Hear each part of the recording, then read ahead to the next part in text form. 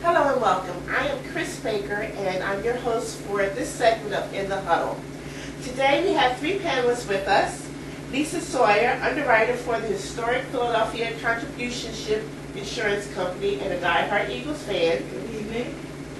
Another panelist we have with us is Irene Dozier, store manager of Mexicana of North America. Also, another guest with us today is Valerie Saunders, auditor for the Commonwealth of Pennsylvania. Now, Val, I noticed the shoe on the table. What is that about? This is called a curse heel. If any of the panelists say a swear word, they'll have to deposit a coin into the shoe. How do you deposit a coin? How do you deposit a coin? Now, how often do you deposit your coins every week? I'm a diehard Eagles fan, so it will probably be filled up to the That's a top. lot of coins. Okay, now, when did each of you realize that you were a football diva and what you enjoy most about the game? I knew very early on as a small child watching the games with my dad, always an Eagles fan. No other teams exist, especially the Ravens. It's all about the green. I mean, it's just that simple, you know. And when you're a football diva, you know who your team is, what they stand for. You represent your home city, unlike our neck. Well, I realized early on, I was around 6 years old, my uncle used to play football for Bach High School, so I used to see him carrying his helmets and his jerseys, and I wished I could play football.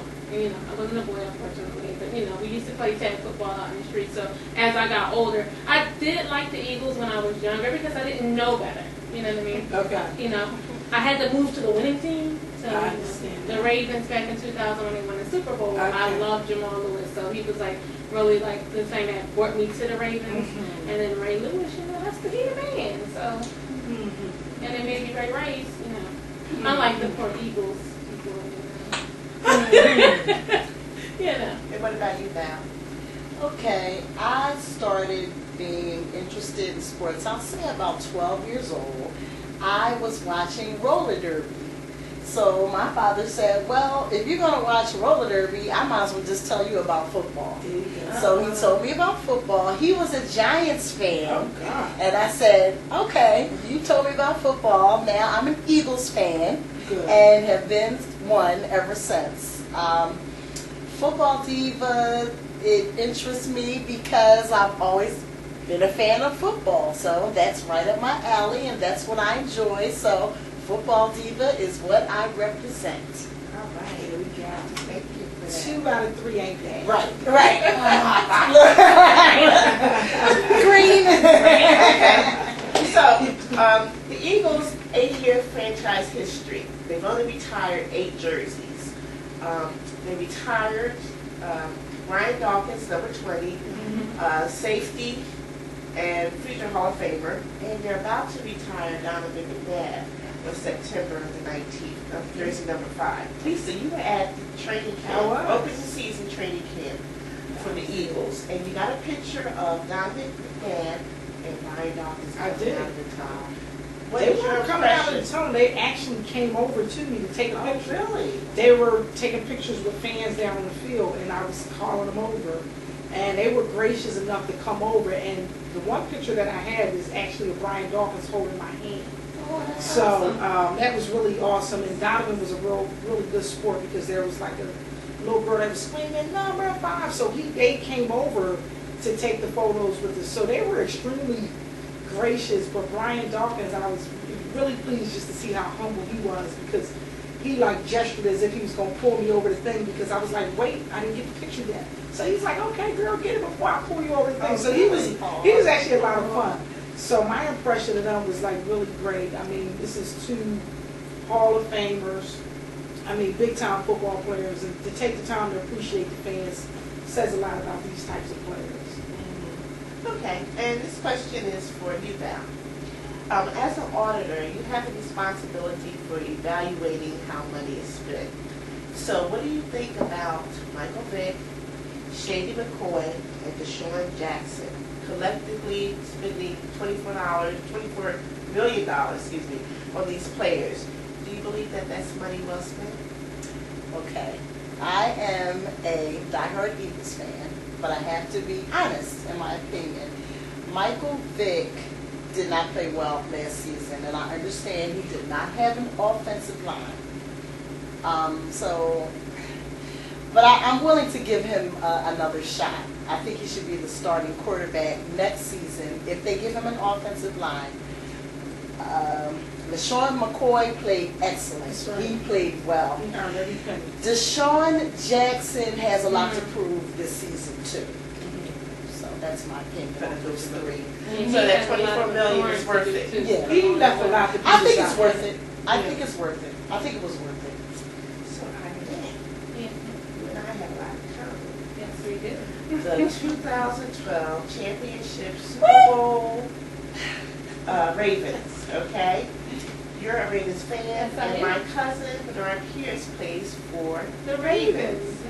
So now that we've retired, Ray Lewis, who has been with Ravens for 17 years and only played for that one team, Mhm. how do you think, without the heartbeat of the team being available anymore, how do you think that will fare for next season?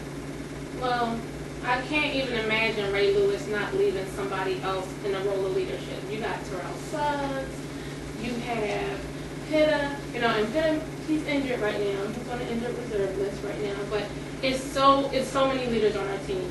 Joe Flacco on the offensive side. Joe Wacko. Oh, I'm sorry. I said that out loud. Lord, let's see. Did you guys win the Super Bowl yet? I'm just saying. Just checking. Just checking. You Just talking about checking. players on the injured Just- reserve? I'm just, I Just, don't know. just checking. I mean, go ahead. Mackey, injured reserve. Just remember. I'm just saying. Okay. Alrighty. We stopped off at Joe Wacko. Go ahead. Okay. Uh-huh. On the offensive side, like I was saying, Mhm. leadership on that side, and then you have T. Suggs, Sizzle, T On sucks. Yeah. I Burn the Eagles. Burn the field, right? yeah, okay. You got Ray, Baby Ray, Ray Rice, he's a beast. Beast. Baby Rice. Unlike, some, All So good leadership. Great. So as you look at the ladies today, each of them is wearing a Football Diva t-shirt. Now, they're sporting different colors, but you can purchase the color of your choice for your team at I'mAFootballDiva.com. Okay. We have to discuss the elephant in the room, Riley Cooper. Now, how do you feel that his behavior will affect the team during this season? And if, based on what Michael Vick's brother indicated, does he have, to be worried about how he's going to be affected by the other teams playing with him? I mean, the bottom line is, to me, you have to be contrite when you apologize. And I didn't see any contrition. I think he just apologized because it was on tape. But it's not about dealing with Riley Cooper. It's how will Riley Cooper now interact with a locker room that's 90% African American.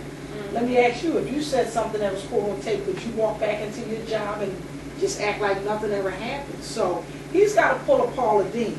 And he's got to cry and beg everybody for forgiveness and say, if there's anybody out there, who's never said anything, you have to do something like that. And you have to seem more authentic about it. And to me, that's not what happened. And furthermore, I think it really comes down to how the new coach handled that situation. Did he really handle it in a way that made the African American players feel like he understood and had their back? Because at the end of the day, it's still a workplace. So he's back in the same locker room that I think is going to be divided as a result of those types of comments. No, you better believe it, because here's the thing. You can't, if you're going on tape and you say something and it's never shown, nobody knows. So you're not going to apologize, you're not going to be apologetic because nobody knows you said it. But once it comes out, he was not sincere. He was not genuine, not in the least little bit. And the only reason why he apologized, like she said, is because they released the tape of him saying it. Right. And he shouldn't even be apologizing to the fans.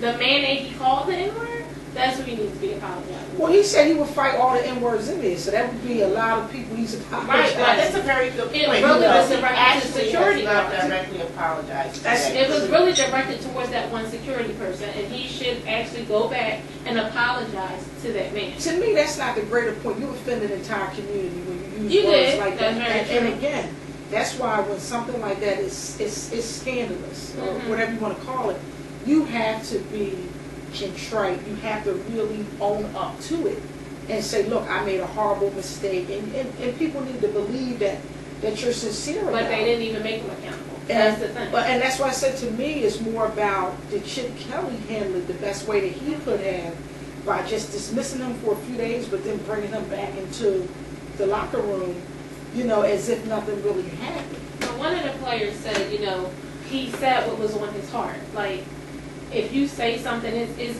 in you. It's not, you just not saying it just because, oh, this is the thing to say. Absolutely. It's in you. So you meant what you said, and you can't take it back. So the locker room is divided. I believe at least 75% of that locker room, black and white, are going to be against him. So, Well, I feel as though Riley Cooper got a gift because Jeremy Maclin went down and it made him relevant. Because Riley Cooper is not that good of a player to No. even be relevant. He missed a I big mean, play. Riley He made missed straight. Sports Center. No one really knows who he is. And in the words of a true Eagles fan, boo! Yeah. Every time he comes on the field. Well, Philadelphia's a tough team, so I mean, we're a tough city. We are real football fans. No offense. So here in Philly, we're serious.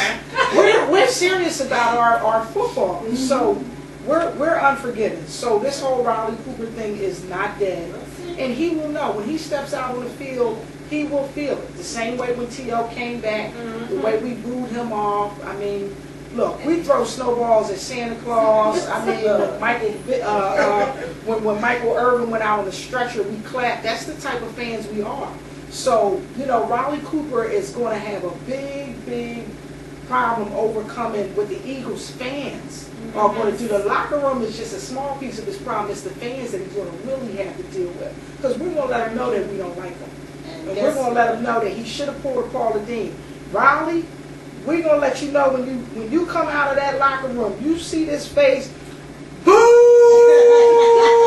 That's what you're going to get. So you better pack it up and hit the road, Jack, because we don't want you. Go play for Baltimore. They got losers like you all the time. wow, You loser. suck. Yeah. And if he He goes would have a across the ring, middle, You go across the middle. from the opposing team. Go play because the other they're definitely teams gonna don't get like him. you. They're gonna get You him. got a home in Baltimore with Joe Wacko. No. But you don't have a home in Philadelphia. That's one Eagle that He can needs fly, to go. fly, fly. He can go. He's out of here. Yeah. Well, I thank you ladies for your time and your comments, and it's really He appreciated. had jumped.